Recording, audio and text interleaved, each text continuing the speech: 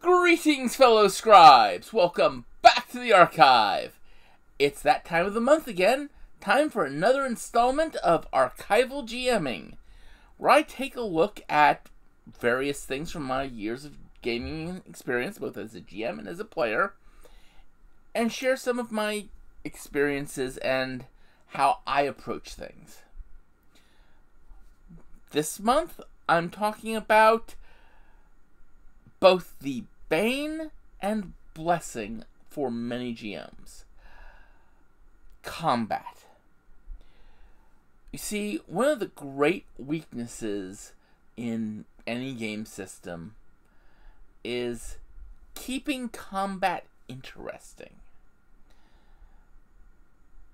So, I'm going to talk about how I try to do that beyond just trying to avoid combat. So, sit back, relax, and enjoy as we talk about combat as a narrative device. Combat in any game session needs to do a number of things. First, it needs to put the PCs in actual danger. A fight where they just come running in, roll over everyone, and then it's, yay, we won! Where's our XP? That kind of misses the point. Combat should always serve a purpose. I know a lot of people are from the older editions of Dungeons & Dragons and similar, where random encounters were a thing. And I will admit, in some games, they do have their place. But when you have a fight, it should mean something. It should not just be I'm including a fight here to have a fight.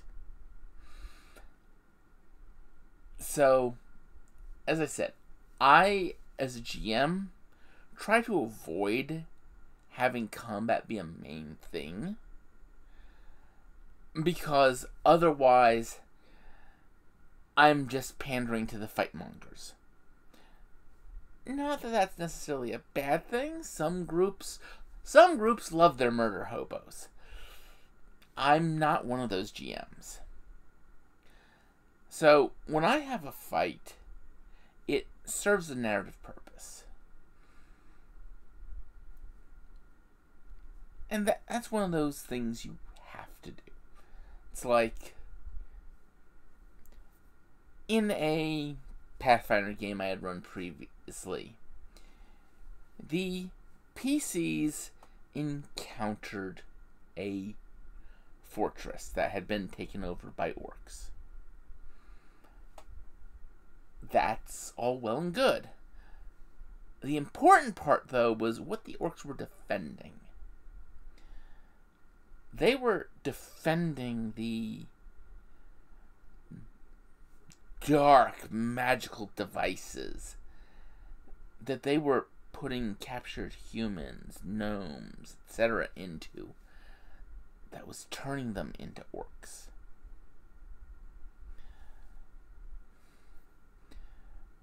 That's one example.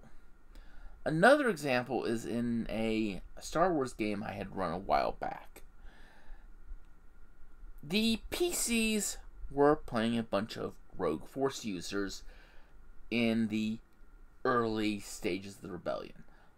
Like, immediately... Well, let's put it like this. It started with a countdown to Alderaan, and me actually having all the players experience the destruction of Alderaan. But at the same time, they started drawing the attention of Inquisitors. And yes, the Inquisitors that were sent after them were progressively more and more dangerous, right up until the point they had Grand Inquisitor Tremaine himself coming after them. And the thing is, those Inquisitors, they were meant to be defeated. But they were meant to be dangerous to the PCs. But there's a bit more to it than just that. They were meant to drive the story. But what was the story? That, in this case, is unimportant. It was actually about finding Tython. But that was the thing. This game, each time an Inquisitor showed up, it was a case of the players were on the right track. And the closer and closer they were getting to finding something, the more powerful, the more dangerous the Inquisitor. Until they had found their way into Atris's secret location on Terrace. The secret temple on Terrace. And had found the data showing where Tython was. And encountered Inquisitor Tremaine. And one of the PCs stayed behind as the others were getting out. And that one PC, he managed to defeat Tremaine. He didn't kill him, but he would be recovering for a while. But the big thing was it caused that one PC to make the decision to stay and fight this deadly foe so that the others could get out. Admittedly, this particular PC had had some damn good luck. But that was beside the point. And it was a case of, because it was using the Fantasy Flight Star Wars system, he was able to use the system itself to make the fight more dramatic. Not just the old, I hit him with my lightsaber type thing. Which is where certain systems excel. Which is our second point. Another major flaw with many systems is they don't let combat be interesting. Combat is just set difficulty versus set difficulty. There are some notable exceptions. The Fantasy Flight Star Wars system, for one, where you get both advantage and threat even if you succeed. So you can have a case where you hit, but you've got a bunch of disadvantage coming out of it. So the GM needs you to describe what happened. Describe how you hit, but you put yourself out of balance, or you overextended yourself, leaving an opening for someone to come under your arm. In the classic Legend of the Five Rings, the D10 based system of roll and keep, you had an option called raises. I mean, yes, you had the normal raises to do things like do an extra attack or do more damage. But you could also turn and ask your GM, how many raises to do this thing? A great example would be recent game in Heroes of Rokugan I was playing in. No, I'm not going to say the module to avoid spoilers. We were in a fight where, honestly, the people we were fighting, we didn't really want to kill them. Cripple? Yes. Incapacitate? Definitely. Not necessarily kill. Okay, in one case, my character did outright murder someone. But it was a case of my character is an Iijitsu duelist. While my character is a pacifist to a degree, the character does not want to necessarily kill people, but doesn't have a problem with it, and tends to offer people the chance to surrender. But as we were running through the hallway, going to where we needed to get to, there was a case of one of the inmates in the mental asylum was choking out another. And I took the moment to look at it and how my character would do it. And I just said, I'm taking 3 raises to attempt to decapitate the choker, the one that was doing the choking.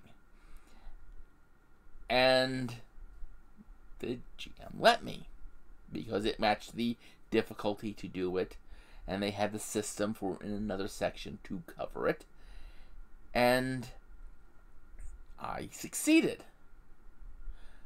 And the way I looked at it was, we were moving down the hallway at speed.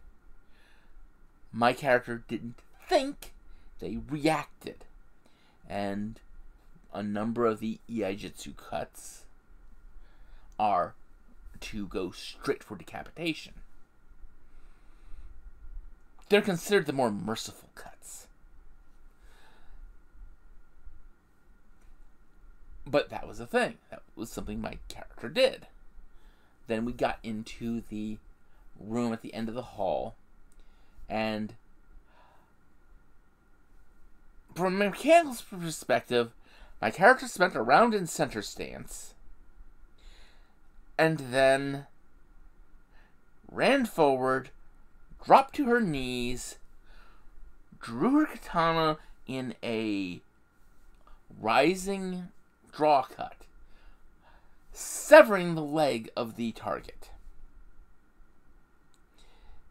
In other words, took 1 raise for a cold shot to the leg, and 2 raises for extra damage.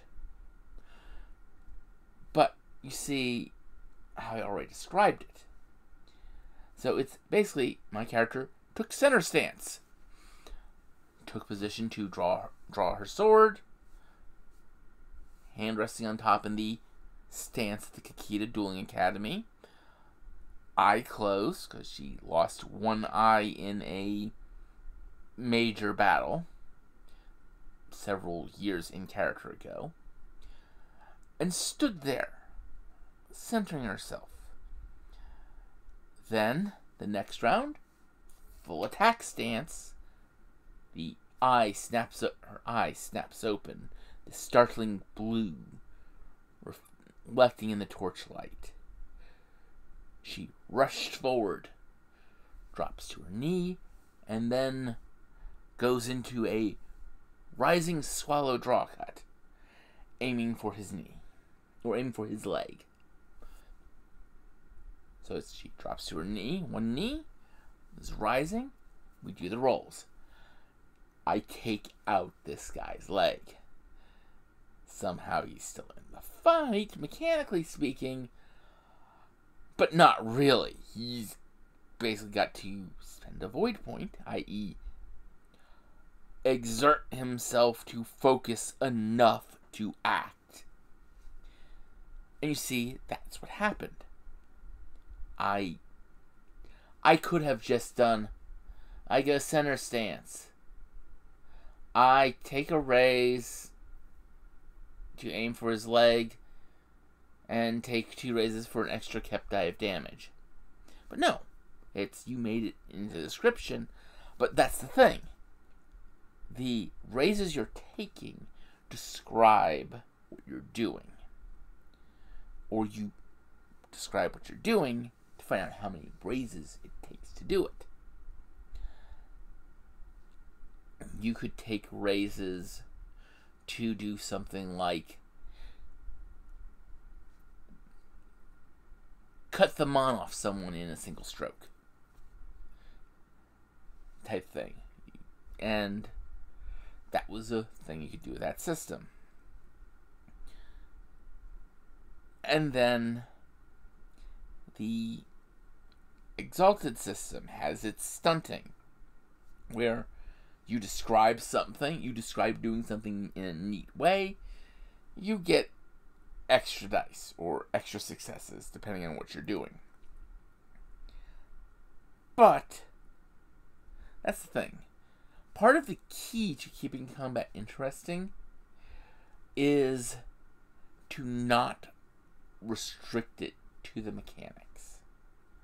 Use the mechanics to make the fight interesting from a mechanical perspective, but use those but describe what you're doing with those mechanics. Be creative. Be flowery.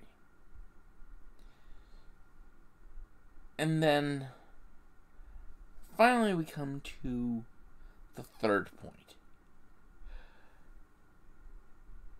Combat needs to matter. What do I mean that combat needs to matter? I mean, I've already said combat needs to serve a narrative purpose. But what do I mean when I say combat needs to matter? What I mean is, if you're going to roll out a fight, if you're going to pull out the dice, make the players roll initiative, and start rolling what happens, the stakes have to be there. In the case of the Asylum from the previous example, we won the actual scripted fight. But because of my decapitation earlier, I'd caused someone to go a little bit crazier, and they were coming to basically try and stab easy targets. They weren't that powerful. And basically, once we made it clear to the GM, we were going to try and capture this person alive. We weren't going to try to hurt them horribly. The GM just didn't make us roll it out. She actually just, had us do a couple rolls at first, just to see, and then it was like, you're going to beat this person anyway. They don't stand a chance. And that's the thing, there was no reason to draw it out. They weren't going to hit us, no matter what they did. And because even the worst armor TN was higher than this person was likely to get.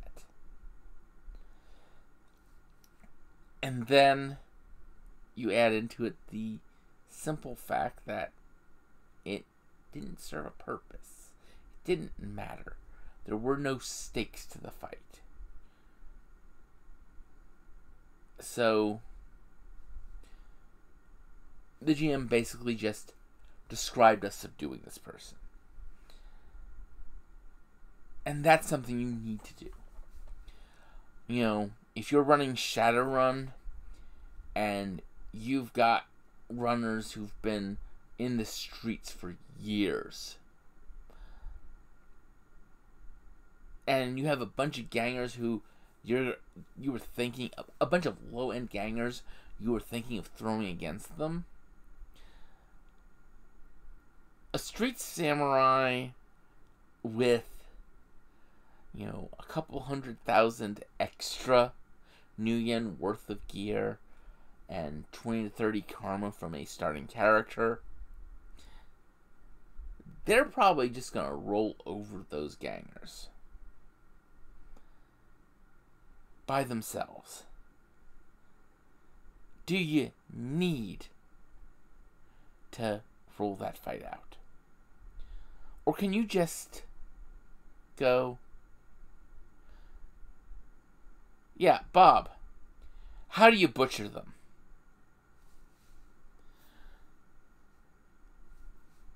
Or do you leave any of them alive?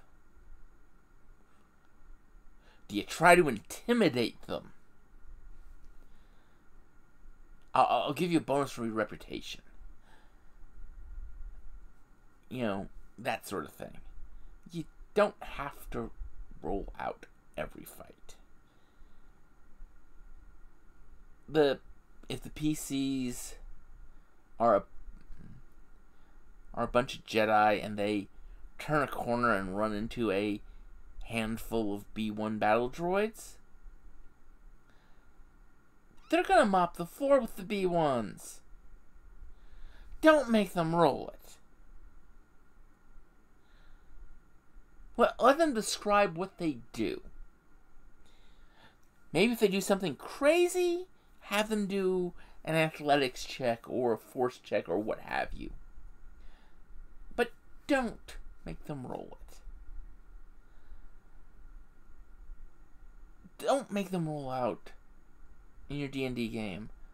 Don't make them roll out killing 1 or 2 goblins. Don't make them roll doing something that doesn't matter. That's not going to put them in danger.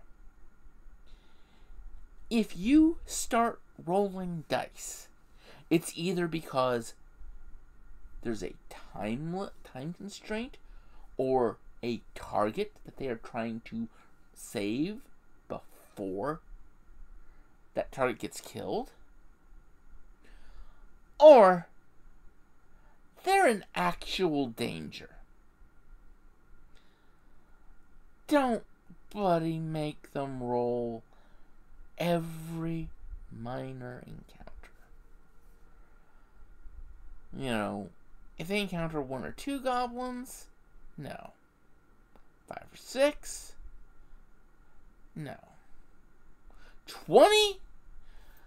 Alright, that's pushing it. And they could probably have some goblins escape and get reinforcements if they don't kill them all quickly enough. So, in that case, you'd make them roll it out. Pay attention to when goblins are going to flee for reinforcements. See if an archer or mage kills any that are trying to get away and go, help! But you don't need to kill. You don't need to roll out every single fight. And yes, I sound like a broken record on that. That's because, really? You don't. It's true, and so many GMs miss it. They get so into the, I want to use the rules. We have all these rules for everything. Let's make them work. It's like, yeah, you have the rules. You don't need to use them every single time.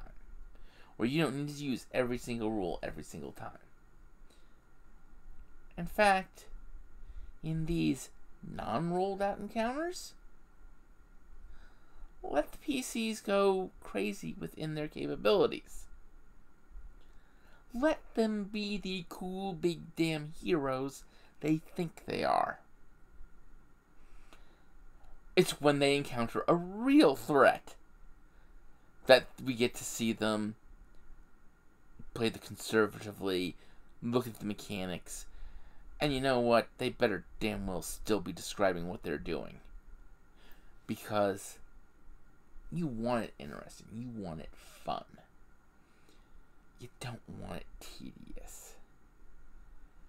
And if the fight doesn't matter, if nothing can affect the PCs from it, don't make them roll it out. I hope you find these bits of advice as useful as I have. I know I try to follow them, but I don't always do it, so I won't say I'm perfect, but I do try very much to follow these. Next month we're going to talk a little bit about party creation. The worst part of starting a new game. So until then, I'd like you all to remember to have fun and keep gaming.